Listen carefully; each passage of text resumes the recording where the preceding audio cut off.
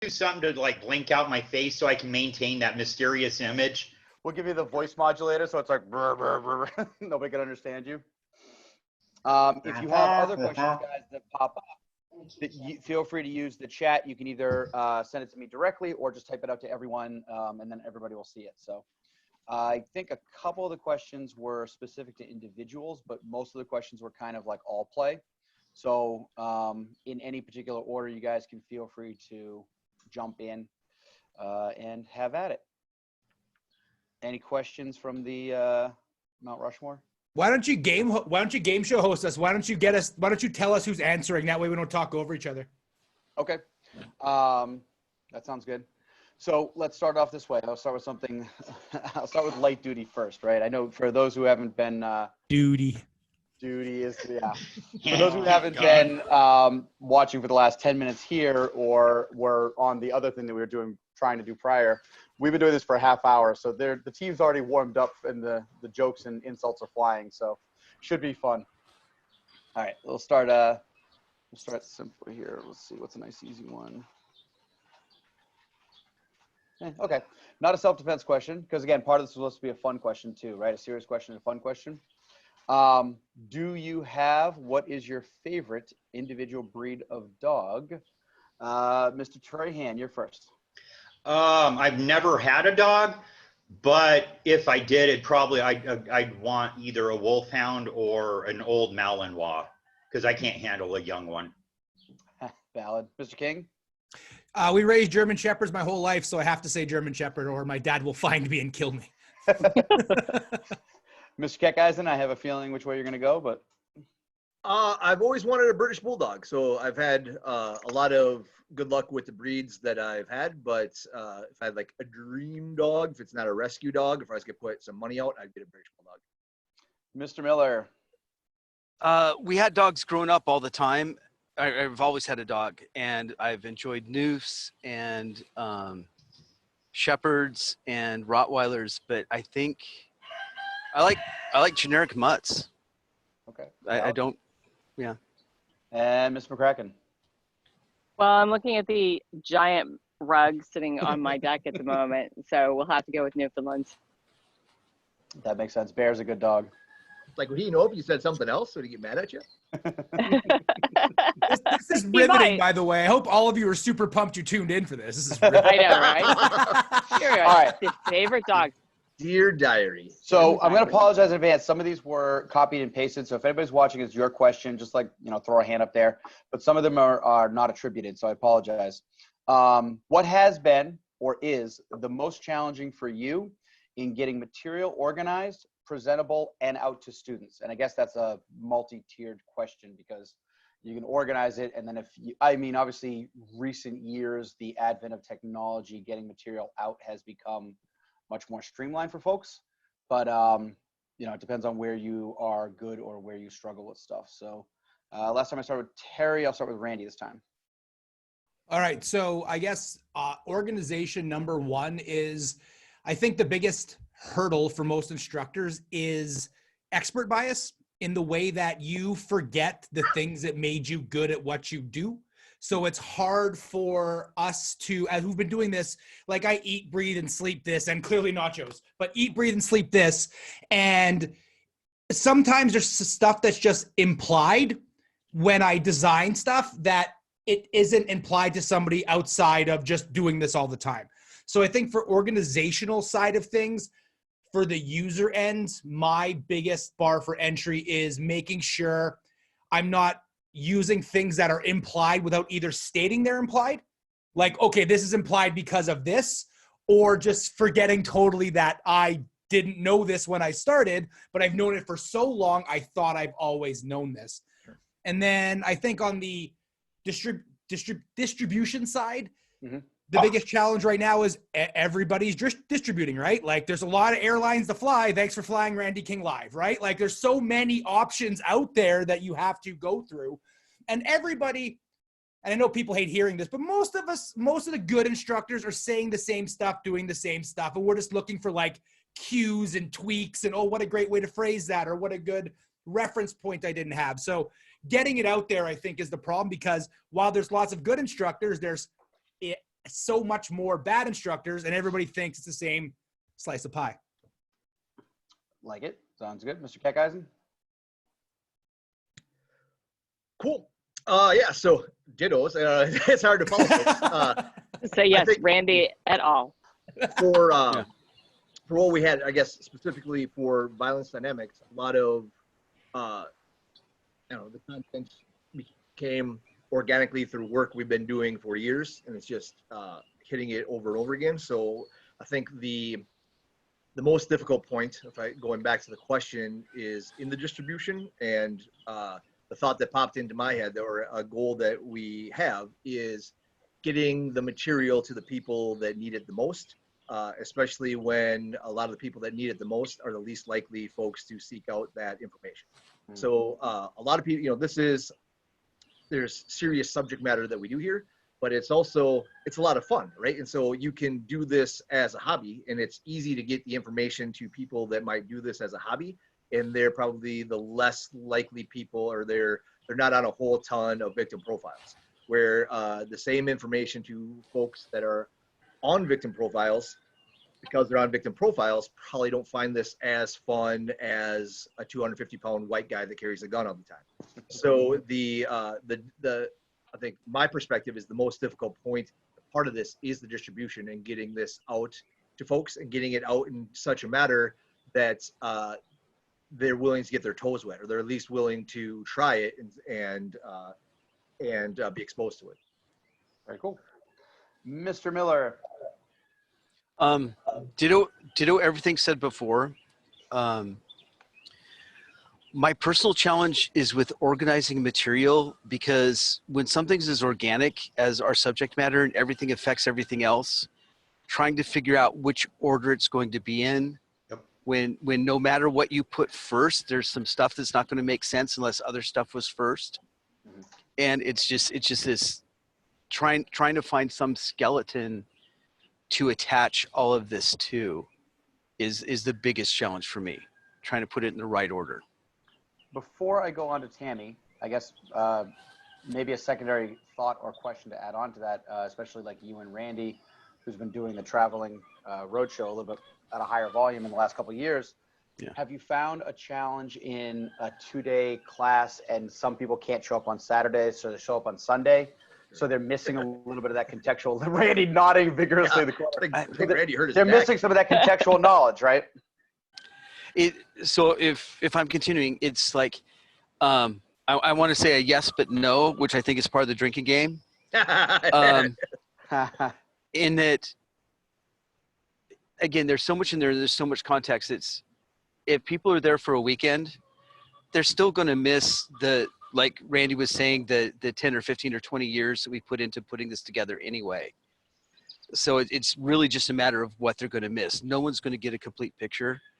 So it's making it as solid as we can. Part of the modular teaching that we do at Viadi is so that, we've come up with what we think is the best order to do them. But that doesn't mean that if you can only show up for a day, that module is still going to be useful and still going to work by itself. And this module, so it's never the optimal way to do it. And the background noises are my chickens. Sorry, guys. I can't turn them off. You can. So we Just once. Just one Do it time. one time. that would be louder. Back on. But the optimal, we're constantly searching for the optimal way to do the best that we can. But that's the thing. We have the order that we think is best for the time slot that we have.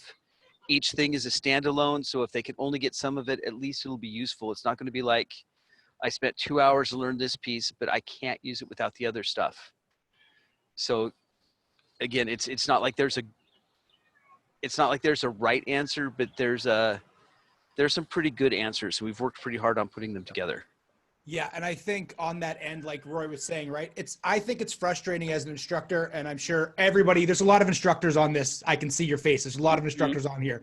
So you're all going to understand when I say it's very frustrating when you put 20, 30 hours of work into a 5-hour presentation, somebody shows up 2 hours late, right? Because you picked the sequence you picked on purpose because that's the best way to disseminate the info that you have in your wheelhouse. And when somebody's like, well, can I just show up for the last 30 minutes for picture time? You're like, no, right? Like you got to do the whole course. Anyways, frustration. Yeah. Makes sense. So, Ms. McCracken, material organized, presentable, and out to students. Organization is one of my challenges when I start from scratch, because information lives in my head like a picture, and then the way the concept of how it works for me is then I have to break that picture up into a puzzle and then figure out how to put it back together again. I'm not really, my brain doesn't do this on its own. I have to so that's very difficult for me in the beginning. And then Is this why you like Prezi so much? I love, yes, so much. So much. Somebody out there in the universe went, we are making this for her brain. So her brain will be happy. So much. So much. Yeah, so that's probably the biggest challenge. And then I think delivery is a constantly moving target in a sense, as far as like how it's a challenge. And I'm very focused on the here and now with all of the drama. And I'm thinking we just did a 180, sort of, not a full 180, 90-degree turn with the 500 course that we had to postpone. And now we're cutting it down by a day. So now I'm like, I got to get a day's worth of material online on video. And, so it's, I think, which, although I hate having to do that because, I liked the plan I had. So I'm a little resistant to changing the plan. I think it's good because it helps just figure out where delivery and distribution is going to be a moving target for a long time. So being fluid is the challenge. Mr. Trahan. Well, since I am no longer a solo instructor, I don't worry about so much organization and everything anymore. The last set of gigs that I had have all been like tandem teaching stuff, either by DI or with the master's group. So my problem is fitting what I do in and looping back to what everybody else does. Because, admittedly, my stuff is a little outside the normal wheelhouse. So trying to find ways to link it back in is kind of the challenge that I have. Very cool.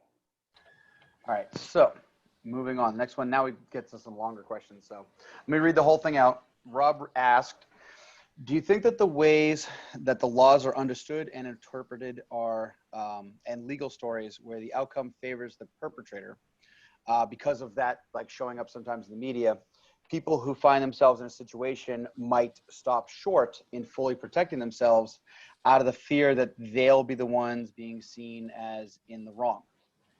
And if so, how would you help them understand that they should do everything they can to protect themselves, knowing that there might be some manner of high cost on the other side of that? So I feel like that gets thrown to the cop first. So active, not retired. So Casey, that's you. Sure. That's a heavily loaded question. So I guess the first vibes that ping in my head is not responding because you're afraid of the result. I haven't seen that so much on the civilian side of things, but I'll see if I can find the link later for a specific example I'm talking about. But I know directly young cops in Chicago let themselves get the shit kicked out of them because they were afraid that they would be viewed as racist if they used force against the people that were, if you forget the previous sentence, kicking the shit out of them. And they didn't want to bring a shame upon the department or their family. And to me, that's a failure in training, right? You can't send people out to a job that are afraid to do their job. And so, without dislocating my shoulder to pat ourselves on the back, we spend a lot of time in violence dynamics. So we spend a ton of time on force articulation and knowing what the rules are, and not macho bullshit. I'd rather be tried by 12 than carried by 6 type of stuff. But I'd rather not be arrested for using force that I could articulate the reason for. And so, yeah, I haven't seen it in media, or I haven't seen it that much because of my job on the civilian side, of someone not doing what was necessary to protect themselves because they were afraid of the perception of, for whatever the perception is. But I have distinctly seen it on the law enforcement side in law enforcement. And that's actually something that actually has to be actively combated against for when you're training newer and younger officers. Because then it's every generation's like, well, these kids are soft. But this is generations coming in here. And I could rant on this forever, so we can get the hook here in a second. But a lot of kids, right? People under 30 that are getting into the profession, not only have probably never played contact sports, but they didn't roughhouse with their siblings. They didn't. If Randy and I had a disagreement over who knows more about Batman, there was no meet me at the rock behind school and we'll dust knuckles. Then we'll wipe the blood off our nose and shake hands. We'll probably be best buddies after that. When that happens today, both of us are suspended and put on mind-altering drugs for the rest of our life. So they've never dipped a toe into the pool of interpersonal violence, and then they're going into a career where multiple times a day, whether verbal or anything else, you're going to be engaging in interpersonal violence. So again, I'll cackle on forever for this. You can pass the torch next. Well, I'll go over to Mr. Miller. I'm basically going like reverse cycle every time, like a snake trap. So, Okay, I'm going to go off on a tangent and broaden this a little bit.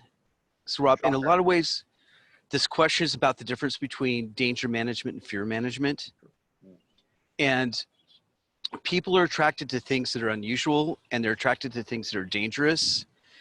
And so, this does prop up in the civilian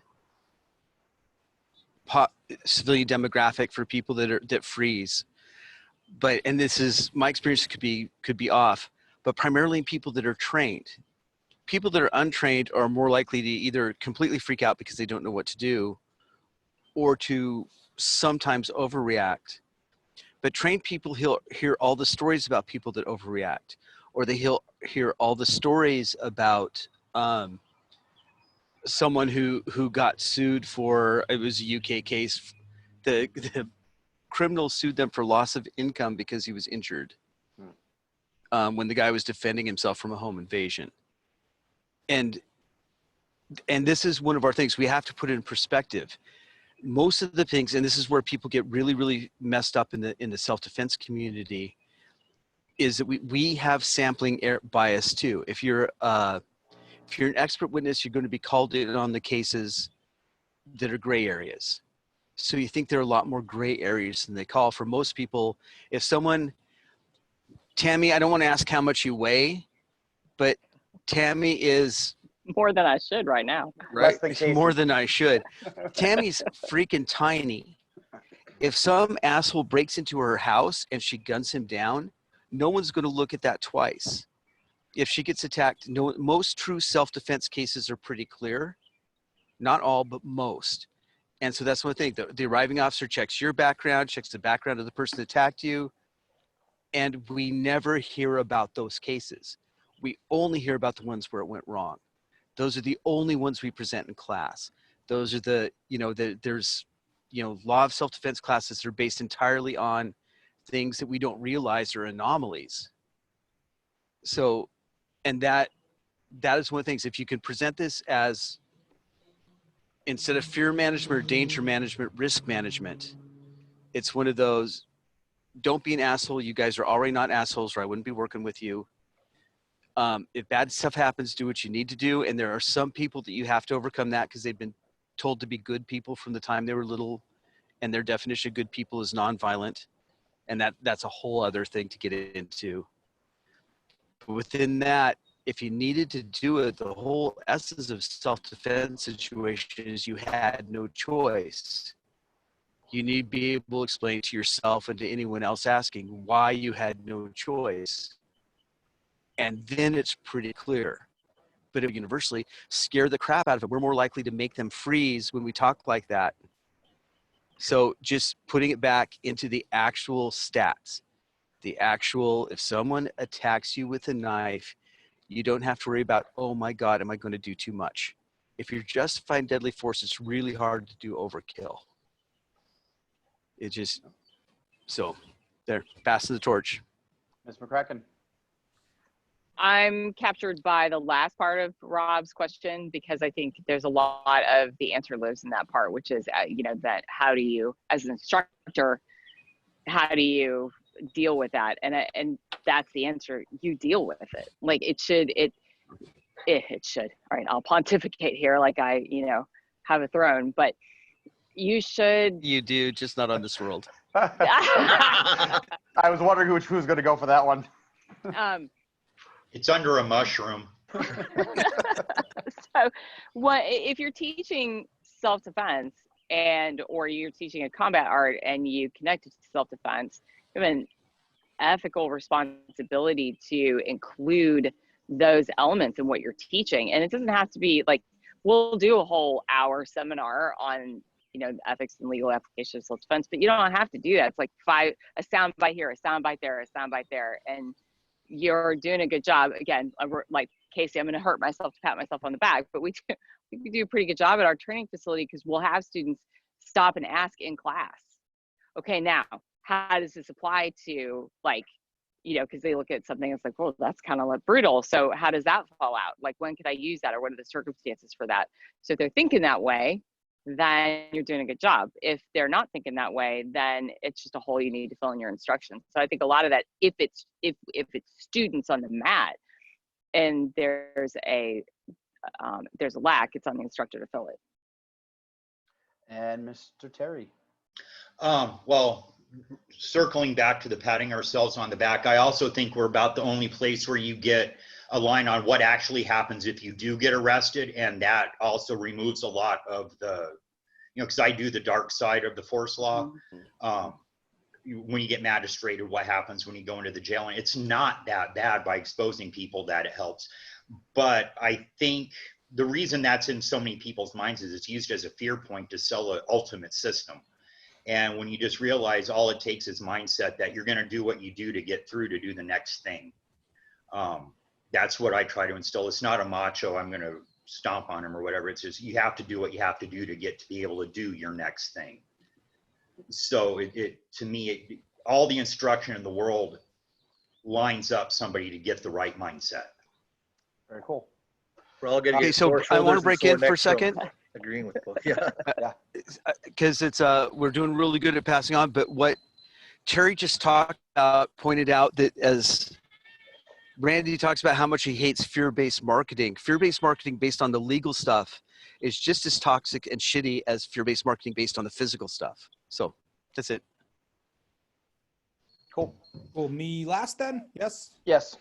All right. So I think there's nothing I can add to this, but I kind of want to flip the question. So Rory made a really good point, which was you had no choice. It's kind of in that sudden situation. You're kind of going to do what you're going to do, and that's going to take care of itself. I think that the problem is everybody's always having these huge spectrum debates. Like, well, what if it goes lethal? Will I be able to go lethal? Yeah. If you're in the heat, like people kill each other in warm blood all the time. That's less of a problem than allowing yourself the thought process to do that, right? So this starts actually on the beginning end of the student in their permissions in the middle, not the extreme ends, but the middle portion of this. So everybody, I hear this conversation all the time. What if I go too far? You won't. You'll go as far as you got to go under that heavy level of stress. People don't tend to mess up hard there. They mess up in the setup before that.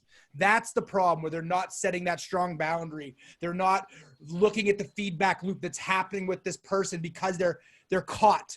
Like, again, going with Rory said, if you're in it, you're in it. It's that time in between where you should know if you're in it or not. That's the problem. But people only talk about on the extreme end. If you can't tell your brother-in-law that he's too drunk in front of your child, what's the point of even talking about going to lethal force? It seems interesting to me. So every point, obviously, I agree with. But to add it, thinking a little bit deeper on the question is, if you're asking this question about the lethal part, what about all aspects of the violent spectrum? Valid.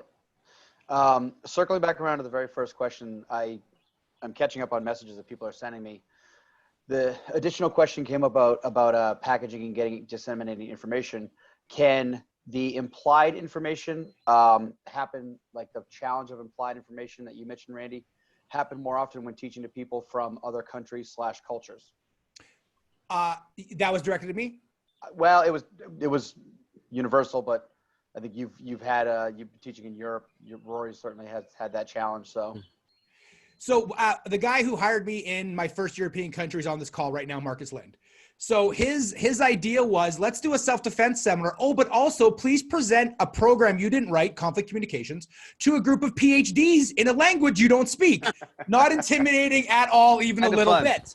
So it was a very interesting experience. And I think it's fascinating because I'm a huge comedy fan. Obviously, everybody knows if you follow my stuff, I love stand-up comedy. And comedians always say you can be funny in your family, but you're not funny at work. You can be funny at work, but you're not funny at a comedy club. You can be funny in your city, but you're not funny in your country. If you're funny in your country, you might not be funny internationally. I think the same thing happens when you're disseminating information. Like the references that you make in your country that land every single time, they don't land in other countries, right? So example, me and Marcus were chatting and I was like, oh man, sorry, I dropped the ball in that email. He's like, what does drop the ball mean? I'm like, you dropped the ball, you fucked up. And he's like, what are you talking about? I don't understand that. I'm like, oh shit, that's an American football reference. Yeah, that's not as an idiom in your country. So for me, the biggest challenge was finding communication that wasn't just based off that idiom. So the second you go to an international level, ooh, big deal, Randy. But the second you get to that bigger level, it's a different game, right? Because now you have to be more succinct and you're going through a translation barrier in other people's heads that you don't even know exists, right? So it's interesting. Before we go on to the next, you're talking about Marcus. I'm getting a little nervous. Can we just establish that he's not sacrificing children to old gods there? I'm getting a little creeped out by the video feed I'm seeing there. Looks like Religion is his disappeared. business. he's definitely up by a fire. Okay, that's better. Rory, your experiences with that? Kind of similar. I like working, just like working with translators or working with people, because it forces you to simplify the language, and almost always when you simplify it, it becomes more clear, not less. Most of our slangs and our idioms, I think it was the Viodine in the UK where I'm using pound sand, and no one had any clue what I was talking about. And that's good as an instructor. That's good practice because you simplify it. When I'm doing an email to someone who I know is working their second language, I tend to, go through and then take out all of the idioms, all of the adages, all of the slang, and that actually makes my classes tighter. The only thing I would really add to that is that, completely aside from the international stuff, and this goes back to the first question again, there's so much stuff, and what Randy was saying, there's so much stuff that we do unconsciously. Some of the classes that we are worst at teaching are the things that we're best at, because Casey and I always rotate with every action, and we almost never point out that we're rotating, and that's why it works on bigger people. There's some subtle stuff. The stuff that we know so well that we don't think about is the stuff we tend not to teach well. And so there is some stuff about the international community being different, but there's a lot of stuff about being more conscious about your habits, your unconscious things, the things you've been doing so long that you think that it's obvious. The assumptions that you think are so obvious that they aren't assumptions. And if someone is not there, closer, faster, harder, more of a surprise. I tend not to say that anymore because it's so freaking obvious, but a lot of people don't get it. So If I can, I was just going to say, Terry, Casey, Tammy, anybody want to, before we go to the next question? yeah. Also, an important thing to remember, I think, is that cultural differences don't just exist on a national or international scale. Mhm. When I first started more touching on how I teach my background and stuff, some of y'all remember how fucked up it was. But there's cultural differences here that I had to learn how to communicate with people that weren't from my socioeconomic or whatever background. And it's a really, to me, one of the best things that happened, because I'm a lot more comfortable around a lot more different shit now. But it's still something you have to pay attention to. Like a guy from Colorado trying to order food in Boston, Massachusetts is not quite, Why do they call it New England? And over there, a regular coffee isn't a size. It means with cream and sugar. Who knew? That's bullshit. That's weird. I don't remember where I was. I said, more efficient. oh, Mr. McCracken, I don't know if you want to add anything to that, or Casey? No, just reinforcing. It absolutely helps clarify your articulation, and that reverse engineers your thinking. And my actual first experience with running into that was not in teaching this stuff. I was doing a leadership thing years ago, and I was over in the Netherlands, and I used the phrase pumpkin head a lot, referencing the people in the group, like, y'all are being pumpkin heads. And they thought initially I was being endearing. And then one of them was sitting there translating it in her head, and she's like, pumpkins are gourds. Gourds are empty. Oh, that's not a compliment. I'm like, There was an Australian guy with the picnics that was going, "Don't be silly buggers." And I'm thinking, I'm not a sodomite. What the fuck? And I'm a very serious sodomite when I do it, all right? So there's nothing silly about it. All right. So TMFI. I will, I'm going to make an executive decision. I'm looking at the clock. I know we're not going to get to every single question that was put out there. yeah. And I'm feeling some manner of deference to people that showed up to this Zoom call. So somebody just put a question privately. I will go to them. There's a lot of information out there from all sorts of different sources, some good, some bad, and so many different perspectives of looking at it and understanding violence from. If you really, really, really want to understand, and this is put in there as parentheses as violence, what are the best sources to look at? What are the most efficient ways to know violence? I presume that means from a external perspective, not a first person point of view. Go get in a fight. Yeah. Live in a trailer park. Anybody want to take the handle on that one? Basically that, like, I'm not necessarily go put yourself in a fight, but just look up and look around, because on the spectrum, there's bubbling conflict all over the place, and you just have to start paying attention to it and watching the precursors and watching the posturing and watching the body language. And so the real world is your best experiential tool educationally. I mean, because you can go research the fuck out. Can I do that here? How public is it? Now. Okay. You can't Yeah. fucking swear, Tammy. Thank you. Damn it. I'm out. Well, I did that on something else the other day, and it was like not the forum for it anyway. So I was like, whoa, sorry. So anyway, you can research anything ad infinitum. So have at it. There's a bunch of stuff out there, and obviously we have some recommended authors among the group, but look up and watch the people around you, because almost everything that you need to know, minus people in a lethal force standoff, is right there in front of you, unless you live on an ice floe somewhere. Question, I guess I'll add or dovetail off of this for, again, whoever wants to jump in.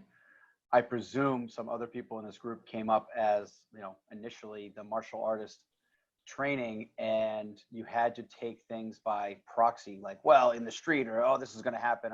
Randy's nodding vigorously. And I joke with my students all the time that there is a objective mode of data that they can borrow from. It's called YouTube and LiveLeak. And that did not exist. I had to take verbatim whatever I was told by the instructor that was teaching me at that moment in time, so I guess, do you guys make use of that as a add-on? I think, for answering the first question and then that question, I think to answer the first question is, violence is such a big animal. Look for the piece that's closest to you and follow people who are on that piece, right? So yeah. If you are a bouncer looking for bouncer stuff, find a bouncer who has done bouncing things. If you are this is such a huge topic, and one of my pet peeves in the industry is somebody saying they know every part of violence, right? Like, oh, I understand all of it. Like, no, you don't, you can't, right? Like, and you can research, you can get it anecdotally, but everybody's walking a different path effectively. Find somebody who's on the path as close to you. That would give you, I think, without going to do it yourself, go teach on a reserve. You'll learn a lot about violence in 35 seconds. When I teach at corporate, I say I got stabbed. It was like, oh, when I go to reserve, they're like, oh, how many times? And then it's like exchange story time, right? Like it's a totally different animal. So I think that you need to know your goals. Why are you doing this? What are your parameters for learning violence? If it's just like educational, then read everything. Who cares? But if you want something functional, find something that mirrors your life as close as possible, and stuff outside of that would probably give you your best dissection for the limited amount of time you can research it. And that's hard to do in strict self-defense. Yeah. Because very, very few people, I mean, if someone has been attacked 20 times, they're doing something really fucking fundamentally wrong. Sure. So one of the things that and it pertains to this question maybe, but I think it's a bigger thing. One of my dear friends, Kay, has a saying that there's nothing that's wrong. All the people that say that they're shit, that's clearly shit, that doesn't mean they're wrong. Yeah. Get in the habit of looking at from what point of view or in what circumstances are they right. Because there's very few bad information out there, but there's a lot of information that if you switch the context just a little bit becomes bad. So the example I usually use in class is almost every martial art, especially if it's Japanese rooted, their first self-defense class is about how to escape from wrist grabs. And 100 years ago, people would try to grab your wrist so you wouldn't be able to draw your sword. It was really, really important. But take it out of that time and place, it becomes a lot less important. When someone says people always do or people never do, that means the people that they run into always do or never do, not necessarily the people you'll run into. So it doesn't mean it's wrong. It just may be invalid for you. So kicking back to Randy, figure out what you're facing and the types of violence you have to worry about. And when something strikes you as wrong, take a look at where is it right. I like that. I think my point is, like, if you are going to try and become a national level basketball coach, do you hire a baseball coach? No. Right. That's all I'm saying. That's it. No, I'm agreeing. It's one of the things when someone's teaching tactical shooting, right, it's like that's perfectly good for them, but they're hunters who are responding to a situation. Has nothing whatsoever to do with defensive shooting. Right. That makes sense. Completely different animals. That doesn't mean they're wrong. It just means that they may not be applicable to you. I like that. Yeah. I think it makes a nice allegory to things we've been working on, and like, what is your fit for? Because fitness has a huge spectrum, right? Yeah. Self-defense has a huge spectrum too, or violence has a huge spectrum. You have to, if spectrum being colors, right? You have to work on whatever. If I live in red, then I have to know red really well. If I know blue and green, hey, that's kind of cool, right? Academically, but I better be pretty fucking good at red, and I don't need to waste a whole lot of time in yellow and orange. Tammy, Terry? I think to get to the core of the original question first that I had is, what is your interest in it? Why do you want to learn that violence? And that would direct who you look to and who you pursue it from. If you want to become an intellectual expert, read everything. Yeah. Yeah. If you, like Randy said, if you want to be a bouncer, there's 2 of them here, go to them. If you want to be a jail guard, get your head checked. It's just, if you why could pass, do you want to do it? Huh? If you've been doing the job for 5 years and you can still pass the psych eval, yeah, I've been doing the job right. You can say that about a lot of things. Oh yeah. But the first thing to do is figure out why you want to know, and that will help you pick the resources that you need. It's like that Jim Carrey karate sketch, like, how do you kill a man in his sleep? I got a map in my purse. And I think looking at the questions, I'm not saying don't teach stuff that you haven't personally experienced. That's not what I'm saying. What I'm saying is if you're looking to experience violence for whatever, like Terry was saying, academically, read everything. But if you're looking for something that's going to be useful, then parallel something that's useful, right? Like learning the laws in the Netherlands does not help me in Canada. It just doesn't. There's just no way around it. It would be fun to know anecdotally while I'm teaching there, but functionally, I live in the country I live in all the time. Mr. McCracken, anything to? I started it out. That's fair. Yeah, she was first. All right, so then I have one from Mr. Haynes. Let's see. I feel like it's trite, but preparing for the chaos of an event by recognizing the buildup. How do you train to see an event coming to short circuit it? We'll start with Terry this time. Pay attention.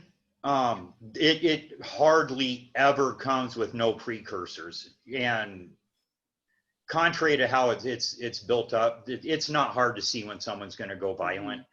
We mostly talk ourselves out of recognizing it because we don't want to flip a script. Pay attention and don't think that what you're feeling is wrong, because your gut feelings are pretty damn good. Everything builds off of that, I think. Sure. I can't agree with that more. And I'd like to pass it right to Rory, because Rory's written tons of stuff on trusting your intuition and how to get your intuition into your conscious thought. So Rory, if you want, I think that's the best way to prepare yourself for something like that. I will pass the torch directly to you if you don't mind. Okay, so two things I'm thinking about is one, when Terry said there's almost always a buildup, that means there's almost always something that you are participatory in that leads to it. If you're worried about, you guys have seen I live in Narnia. So it's one of those, what if someone decides to send a tactical team through my backyard to assassinate me? It's like, unless he does something that would influence a large organization to think that was worth their time and money, it's not going to fucking happen. So that's the type of violence you get tends to depend a lot on your lifestyle. And if you're worried about, tactical teams coming after you, you have to have a really specific fucking lifestyle. It's not going to happen for most of you. It's very expensive and it's a lot of work. The people that are not using it. Yeah, they don't want to do it every day.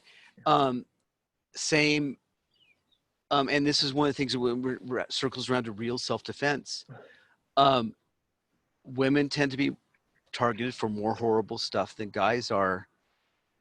Because no one wants to abduction rape me. I mean, I'm fairly pretty, but I'm not that pretty, and I'm not that portable, and it's just not going to happen. So part of the trusting the intuition, there's also an aspect of when you're training, when you're talking about, we have a tendency to think of our lives as some kind of action adventure movie, and start trying to train for shit that's never going to fucking happen. There's some things that I have to know because anyone I've pissed off works from a prison mindset and uses prison tools, and they gather information in very specific ways. Unless you've pissed off someone, you cheated on a drug deal, you've done something, this very small handful of things, you don't have to worry about anyone like that coming after you.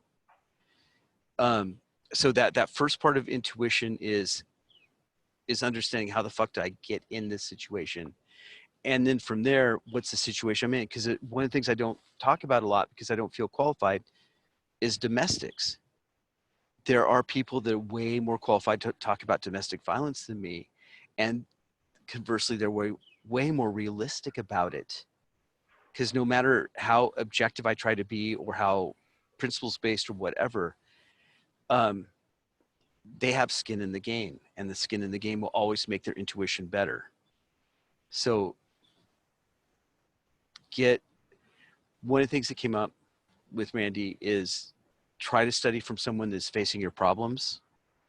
This is the same thing. Try to feed your intuition with information from people that are facing your world, not my jail world, not Casey's tactical world, not Randy or Terry's bouncer world, not Tammy.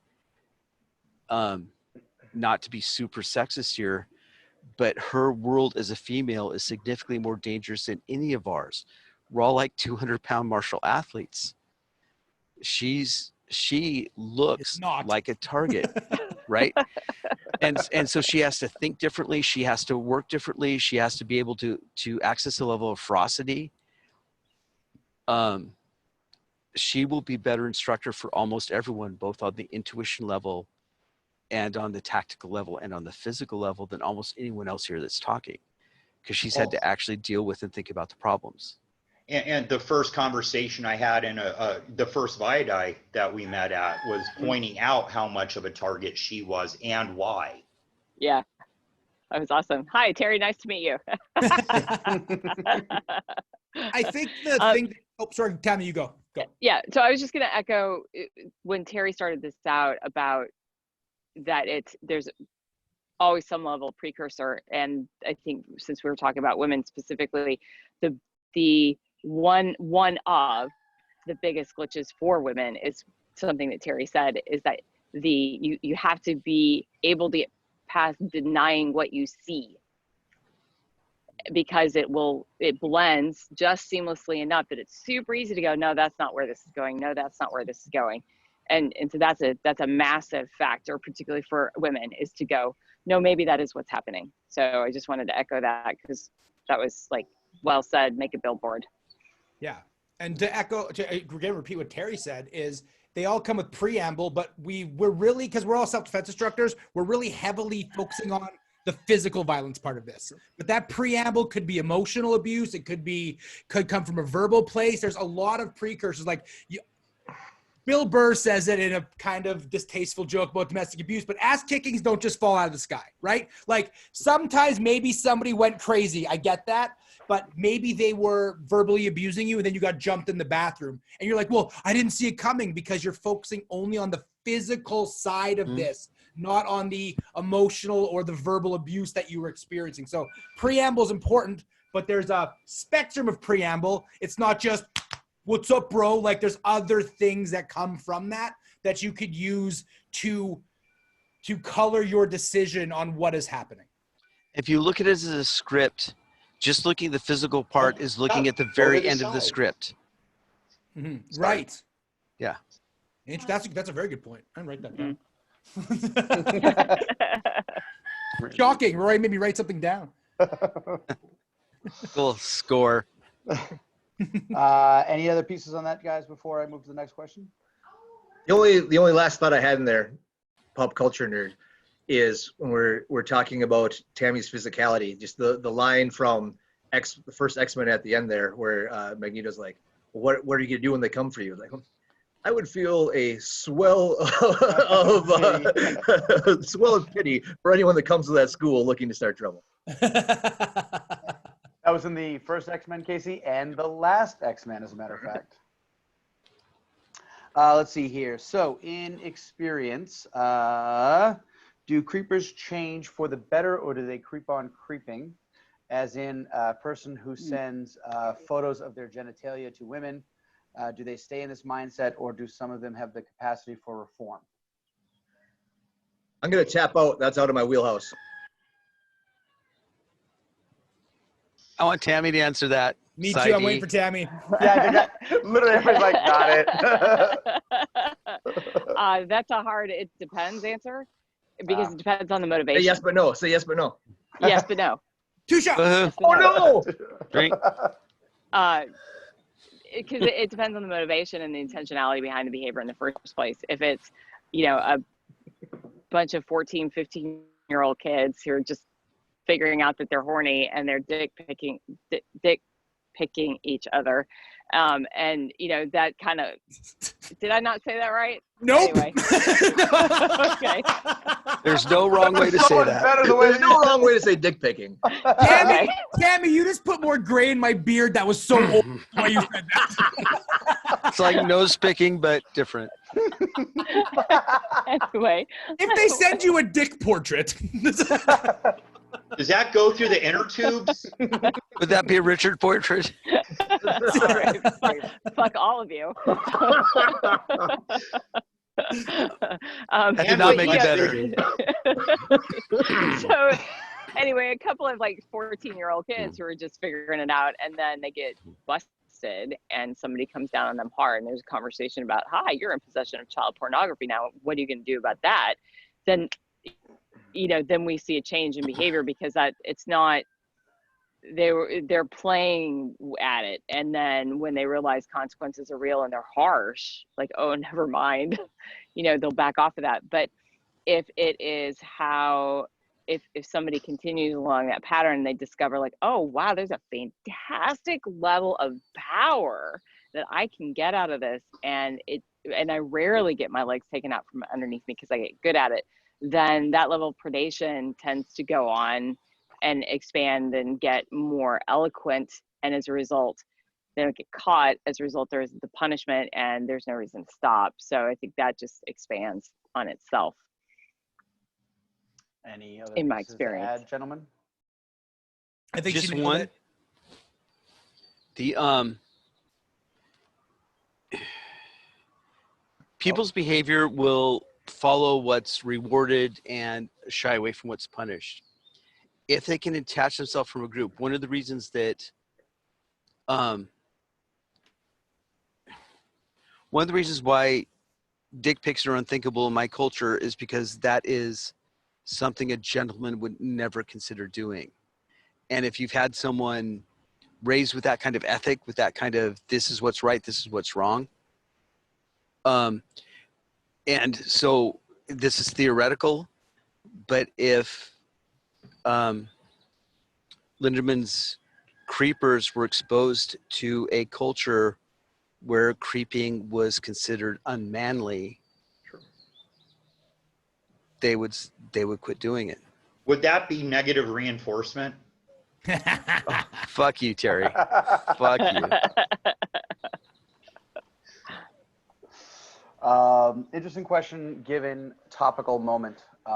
And the person who, I think this was on your wall, Terry, who shared it also included the article. So an elected official recently encouraged his residents to socially shame others to fall in line and develop citizen public police groups to enforce facial coverings.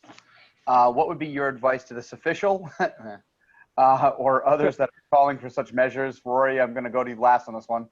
And That's wise. what would you recommend to those confronted with such a group? Which is, I think, really the.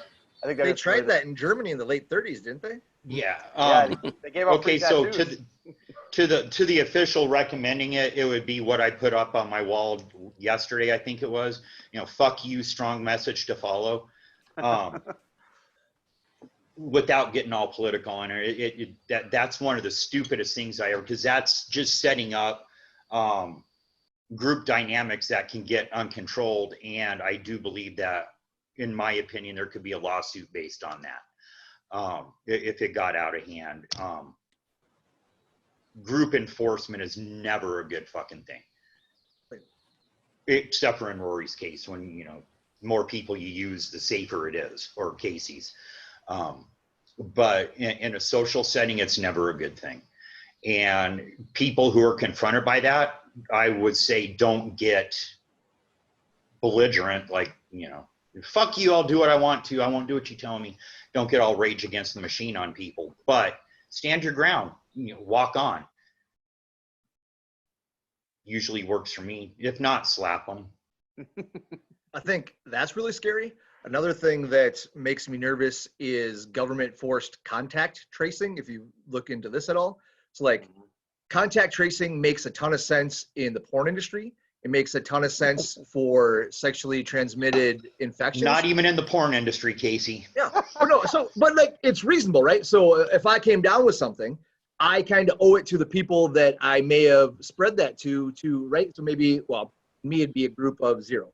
But for normal sexually active humans, let's say like 5 people to do that.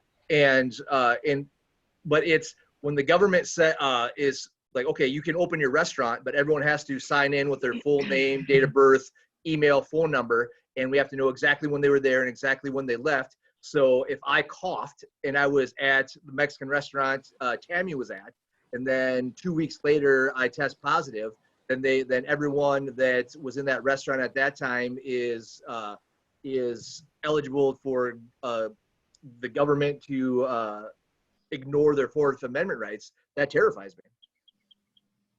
Yeah.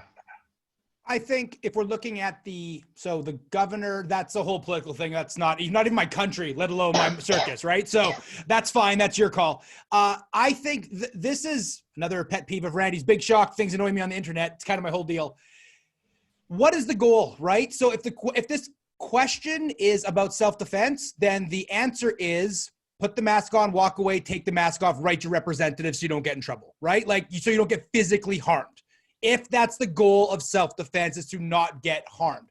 If you want to stand your ground, that's a different question for a different day, right? So this drives me crazy, like combative systems where they're like, okay, you put up a passive stance. So this way they can only hit you here and here. That's not self-defense. That's combatives masking as self-defense. You want to make sure you don't get hit at all. That's the whole point of this. So for me on this situation, before I get too leveled up here, is whether you agree with it or disagree with it, is the goal. Oh, Terry, that actually worked. Thanks, buddy. What is the goal of the encounter? Do you think that fighting this mini militia is going to help, or you're just going to get your ass kicked and still have to wear a mask home anyways? So what is the goal of the self-defense situation? I understand taking a political stand, but if this is purely what should I do if approached by 8 people and tell me to put on a mask, you put on the mask. If 8 people with guns ask for your wallet, you give them your wallet. I'm not going to Rory yet. Tammy.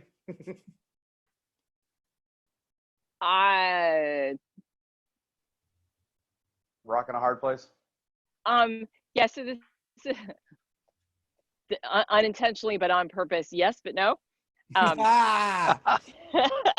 you go. Drink out, sports fan. I did a glass. I think it's both and. From that standpoint, it's if we are looking at it purely through the self-defense lens, Randy, that you're talking about, and what is my goal? Is my goal just to get the fuck home, and like buy my shit at Home Depot or wherever you are and get out? Absolutely. And at some personal level, I think right now people are very, roiled up, particularly, that U.S. mindset of bootstrap and don't tell me what the fuck to do. There's a lot of emotion stirring, and people are making personal choices to take a stand about what they believe in. And then you have to balance the cost against that, right? So this is everything's an exchange. So if I take a stand for what I believe in, I'm going to pay a price for that potentially. And am I willing to pay that price? And so there's a philosophical, existential question to answer, and the physical, am I going to get my ass kicked question to answer. And at a point, they come together. So I feel like I'm lobbing a grenade here. Make that point. What's that? I feel like I'm lobbing a grenade here, but Mr. Miller, anything to say on the topic? Paul, can you read the original question again? Okay, yeah, hang on. So elected official recently encourages citizens to socially shame others, and that was in quotations, as well as fall in line, and also in quotations, develop citizen public police groups to enforce facial coverings. What would be your advice to this official? And hang yourself cannot be one of the pieces of advice, Mr. Miller. Or others, I mean, it can be, or others that are calling for such measures, and what would you recommend to those confronted with such a group? Okay. One, do you want to hit this from the self-defense lens, or do you want me to hit this from the political lens? It is a self-defense chat, so I feel like I'm going to have to force you down that road as much as we'll do the Randy thing, the Patreon after action. Totally. Okay, Okay, so lots of people do that. Yeah, but you do it better than most. Fair. okay, so within the self-defense lens is, again, like we meaning Randy said earlier, most people in self-defense talk about the physical level. Someone attacks you. It's doing the throw thing. No, because it's one of those. This is one of the things that we throw out of context, right? Is self-defense is someone jumps out of the bushes, you defend yourself. It's an avert attack. But real life self-defense is understanding when someone is trying to control your behavior for their benefit and being strong enough to sit there and go, does this serve me? And if it's a yes, then you can do it. But if it's a no, then it's like, I'm not gonna be their tool. I'm not gonna be their patsy. So it's one of those, I have no problem wearing a mask when I go out, partially because I don't want to stand out in a crowd, right? I don't want to make this statement, and I would be happy to make a statement if I thought it was important and I thought it would do some good. But for most of my daily self-defense, I prefer not to stand out, so I'm happy to wear a mask. It doesn't hurt me in any way. Whether or not it would decrease the spread of COVID, it'll just decrease the spread of a lot of other stuff. Cool with that. But when it comes to one of the things that is incredibly politically dangerous, and I think it merges into self-defense, is when the elites figure out a way to get the lowest socioeconomic levels of society to support the elite's control. It's one of the things where the lowest classes, the lowest socioeconomic classes, the working classes that they call it in the UK, are supporting rulers. Recognize that manipulation. Recognize that that is there to make it, once they sit there and say that if you decide not to wear a mask, you're trying to kill old people, then their next level is like, well, you shouldn't have this, you shouldn't have that, or you shouldn't do this, you shouldn't do that. And they could put it in that moral terms, recognize who it serves. Malcolm signed on recently. Malcolm is the one that taught me that when you see something you don't like in society, don't look at who it hurts, look at who it benefits. And this is one of the things that absolutely benefits the people to have a huge amount of control anyway, and they want more control. So what I would say to that person is, do you recognize that you're the bad guy? You are trying to control people, not because it will help them, because it helps you maintain your control. And knowing that they will go, no, I'm not, blah, blah, blah, and then they'll try to have me executed or shot or some shit. Is a thing, but this is one of the, I've been saying this a lot lately because I hit this quote and I can't remember who said it, but I love it. But if we make our people strong enough, our enemies will exhaust themselves trying to make chains strong enough to hold them down. I want strong individuals exactly for this, so that someone can sit there and say, but in order to do that, they have to recognize all of the psychological and a lot of it comes from advertising, and advertising is led into the politics. They need to be able to recognize how other people are trying to control them, so they can sit there and go, this is not a truth, this is not a science, this is a manipulation. So I will, and then they will choose their time to say when to say fuck that or when to say stand up. So Terry's been making little gestures, so I think Terry should talk. I already talked. He started. Oh, He sorry. I can see how much you pay attention to me. We're technically up against time, but I just wanted to ask this one Yeah. real quick. Has anyone done a web-only self-defense seminar? This is just really topical, I think, at the moment. And I know particularly that has happened in this group, so I think it might be helpful. A web-only self-defense seminar for those, I think they mean students with no experience. If so, how did it go, and recommendations that you have? So meta level, instructor level conversation. That's easy for me. I haven't done one, so I don't know. Randy, I know has. quite a I bit. did a whole bunch. I did a bunch of seminars, but they were all like educational stuff. They weren't like, I guess it depends what you consider a self-defense seminar. They were more, I didn't teach anything like Zoom style to the seminars. It was an hour chat, half-hour questions. I think this is the kind of motto I've been using right now. And so for feedback is, when you can't practice hard skills, at least you can practice soft skills, right? So everybody out there who's been like, I don't want to learn no psychology of violence, I want to spar all day. Good. You can't now. So you may as well take that time to learn to fix the holes in your game that exist. I think number one, Paul already demonstrated how to do it correctly, right? He gave us the parameters of the group chat. Hey, everybody, you're on here. Just so you know, I'm going to mute all of you. This is how it goes. There's a chat window. This is the guidelines for the conversation. That's really important. And I think the thing that a lot of online classes are missing is a feedback loop. So I think that if you're just, for example, giving, so when I first decided to do the seminars in person, I got a few emails of people saying, well, why don't you just record it and send it out? You're wasting your time.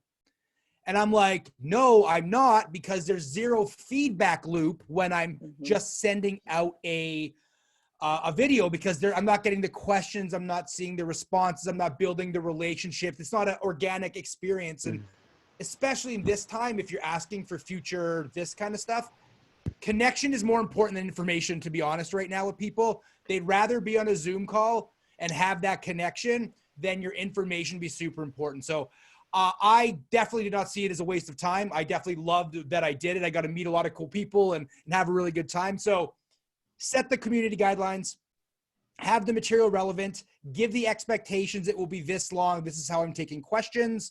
And then have a feedback loop, right? So whether it's email responses or a challenge, challenges are so big right now, especially in the online community. And if you can tell, I'm building online classes right now. The challenge is so important, right? So after your thing is done, give them a challenge they can do in order to practice the skills you did, and then send that back through video or whatever medium. So again, there's a feedback loop. I think all of those are critical if you want to do well in this new space. Agreed, 100%. Yeah, 100%. So some of our best engagement with online stuff that we've, force converted to on our regular classes is when we threw it out there, like, hey, you can start working towards your next rank in our system by, so we give weekly assignments based on, like, if you're this rank going to this one, work on this week, video, send it to a specific instructor. That instructor will review it and give you feedback. And that's been some of our highest engagement has been in that, like, here's the challenge, here's the opportunity, and we'll talk through it. So any other pieces on that, guys? Roy did a course. I've done a couple. It's I'm comfortable doing the soft skills online. The physical stuff for me is so tactile that I'm very uncomfortable doing them. Terry is not. Randy or Casey, you have not, right? No. All right, cool. I'll sneak one last question in there, only because it's interesting and it's an ongoing conversation. And I just want to make sure I get the apologies. I've been scrolling up and down, so. Sorry, Dan. Is that better? I was reading it. I guess the short version of it is, what's up with Viodite Prime? Which is, again, an ongoing conversation. Tammy just put a video up the other day, basically saying, we don't know. Yeah, so we are, a quick summary on that from an administrative side. We had obviously a couple things to walk out. One, making sure that we could say, at least as confidently as we can, say, hey, we can sell tickets to this thing, which actually required its location, its state being open. So, it's kind of hard to go, hey, we're selling tickets to a thing, but we don't know if it's actually going to happen or not because the state's fucking closed. No refunds. So, and we have a venue dynamic that we had been walking out because our typical venue, which is a fantastic place, is feeling a little squeamish about lots of extra humans being in there that aren't part of their organization. And so we've been walking out, like, making sure we have a backup venue, which we have just completed, and talking to Casey. And so now we have to handle some logistical stuff, and then we'll get the shit out to you guys as soon as we possibly can. And the way that will go is that we will share if there are format changes, which there may be. There are format changes to the actual event. We will share that information first, and then we will share the dates associated with that initial sort of drip that we had. Like, the first opportunity to enroll is in the OGs from whom we have an email address, and they'll sit in that for 24 hours. The next 24 hours, it'll sit in BioTribe. Then if there are any tickets left, it goes public. So it'll be that same 3-day drip. And once we get all the pieces lined out, and you'll know that's coming because we will have said, hey, here's probably where it's going to be, and here's the backup venue, and here we're re-solidifying dates, and here's the change to the, what we're doing. If there is one, this is what it's going to look like. And when you have that information, then the registration will be forthcoming. So hang tight, sports fans. I think that says it all, right? Yeah. So if it helps build confidence, yes, we are having it. Yes, it'll be pretty much those exact dates that we had established earlier. And we have plans A through E, redundant backup plans, similar to how every governor's like, well, if this happens, then these businesses can open and whatnot. So like, okay, cool. If that's the world we're living in, this is how we'll do it. And so we have multiple redundant backup plans.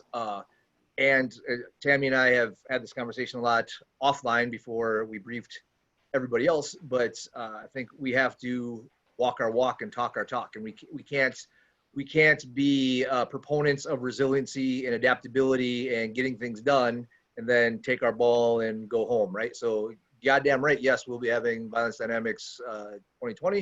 It's going to be our 10-year anniversary, and we are going to rock this exactly. It's going to be cool no matter how it is.